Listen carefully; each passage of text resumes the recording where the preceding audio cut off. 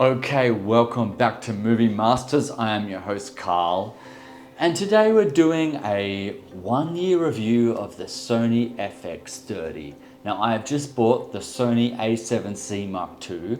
I used to have the A7C Mark I, and then I got this baby, and it has been my favorite camera for the last year. It was my favorite camera for a while, but let's talk about the things we like about it, and let's talk about the things that I wish we could change. But I do have one big regret, but we'll get to that, so stay tuned. Now, first of all, the things we like. Should we still buy this camera in 2023? It's almost the end of 2023. I say yes. They've just had a massive price drop, and it is the closest thing you'll find to a cinema camera. I mean, it is called the Sony Cinema line. It does have a full-size HDMI output, which is really handy. Having the small micro or the mini, don't get them confused, because I've done that before. Ordered the micro when I needed the mini, or got the mini when I needed the micro. Having the full size is great. You can plug it into your laptop, you can plug it into your TV, you can easily plug it into monitors. Now that I do really love about it. The quality of the camera is great. It feels good in my hand. It has a fan. It never runs, well, it never gets hot. I haven't tested it in the extreme colds. I do live in Berlin most of the year, and I haven't had any issues there. The other time I'm in Australia, in the far north in Cairns, which is 30 degrees and 90% humidity, and I haven't had any issues there. Let's talk about what I don't like about it. So, this on and off switch. I often forget that it is on or off, right? I don't know why that is. I think it's because I'm so used to having the switch at the front on the other Sonys.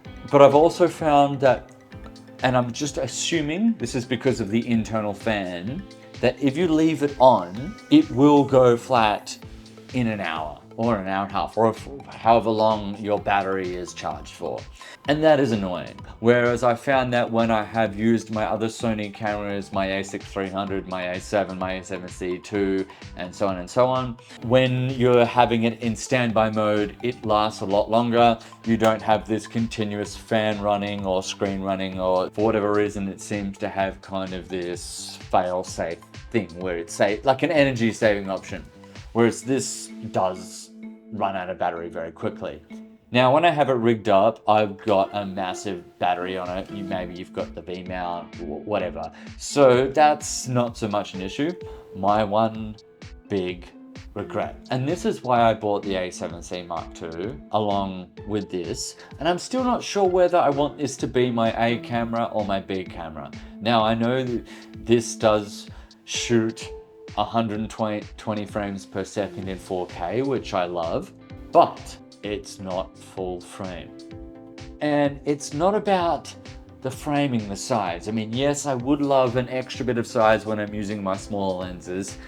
It is about the fact that how much low light the FX3 could get over the FX30. So what I'm really trying to say is, if you're gonna go out and buy a camera, because I just bought a second camera, the camera I'm filming on now. I bought the A7C Mark II, and in my hand I'm holding the Sony FX30. Now, combine the prices of these two cameras together, I could have bought the Sony FX3, and I wish I had. But, you know, at the time, I didn't have the money. So I bought this, and don't get me wrong, I've been extremely happy with it. I love this camera. It looks sexy for a start. I mean, it's my favorite looking camera of the Sony series. Yes, it doesn't have a viewfinder, which can be a little annoying. The screen is extremely bright. In fact, from comparisons I've read online, I don't own the FX3, but the FX30 apparently has a brighter screen than the FX3. So there's that. But look, as far as the low light comparisons going, I wish I had the FX3. And now with all the hype of The Creator, that large Hollywood film that was produced with the FX3, I mean, I wish even more that I had bought the FX3. Am I saying I regret this? I mean, no, I don't regret buying it. I just wish I had the better model, but sometimes we don't have the money. Say some things I do like about it. The size of the record button and the fact that we have 2 of them. That I love. Oh, and probably my favorite feature of the Sony FX30, which also goes for the FX3, is the little zoom toggle on the front. Before this, the other cameras that had that was the Sony A5000, which goes almost 10 years back, even more I think. It just gives you that extra bit of zoom if you need it. Also, be sure to use the clear digital zoom, not the other one that zooms in 4 times. You will lose the resolution, the quality will be bad. Look, having the 2 card slots, the CF and the SD, which are dual, so you can have 2 CFs or 2 SDs. That is great. Look, I often do run out of filming capacity, and just to have that little extra backup, that's great. I personally have never used the inbuilt thread filters that they have on. I mean, it's great that they have it, but I just went and bought the small rig cage for it. Also, the color. I just love this, let's call it a space gray. I mean, my MacBook Pro is a space gray and it looks almost the same color. Yeah, so year in review, look, I do love the camera. I do wish I had bought the FX3. At the time I didn't have the money, so that's just the cards we played.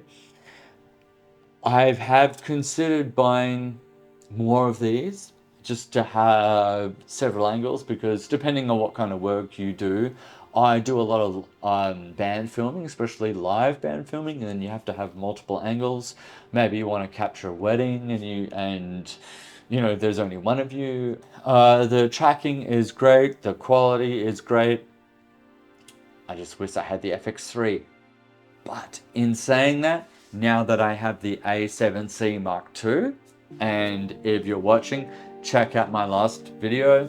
That's a full frame camera. It shoots 60 frames per second in 4K, and it's half the price of the FX3. And I will admit, I bought this because I thought, wow, it would be super cool to shoot 120 frames in 4K. How often do I use it? Almost never. So these are just my thoughts. I did think about upgrading to the FX6, and there was one thing that stopped me. It might seem like a small issue, but to me, it was a big thing. Like, sure, you can get adapters, but let's talk about this. And that is the microphone port. With the FX6 and larger, they don't have the mini microphone jack. They have the full-size XLR. Now, while I would admit having a full-size XLR is more professional, and you can get it with the extension handle that you can buy with this, but right now, and almost all the time, I am using this little Rode Wireless Go 2. If you want to see a review on that, you can check another video on my channel. But the point of the story is, the way this inputs into my, well, both of my cameras is through the micro jack for the microphone. And had it was only XLR, I would need to be getting an adapter. So my year in review, would I still buy it? Yes. If I had the money, would I upgrade to the FX3? Certainly. But am I waiting for something new to come out now that it's been out almost a year? I mean, yes, that's why I bought the A7C Mark II, because it's a brand new thing. It has new AI detection on cars, on insects, on animals, whereas before this does humans and animals, but to have like now the insects and the automobiles, but not just that, like when you're turning around, when you're even facing the other way, it still detects where you're looking at. And that I find truly amazing.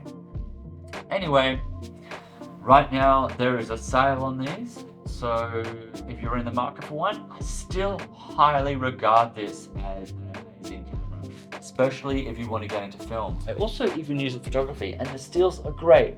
So please don't discount this camera. It has different uses. If I was going to do video, I would go for this. I've got the A7C Mark II also because I do a lot of photography as well, and not to mention the full frame thing, but that's why. Anyway, look, if you found this in any way helpful, please subscribe. Thanks for watching. Thanks for listening to my rant, and I'll see you next time.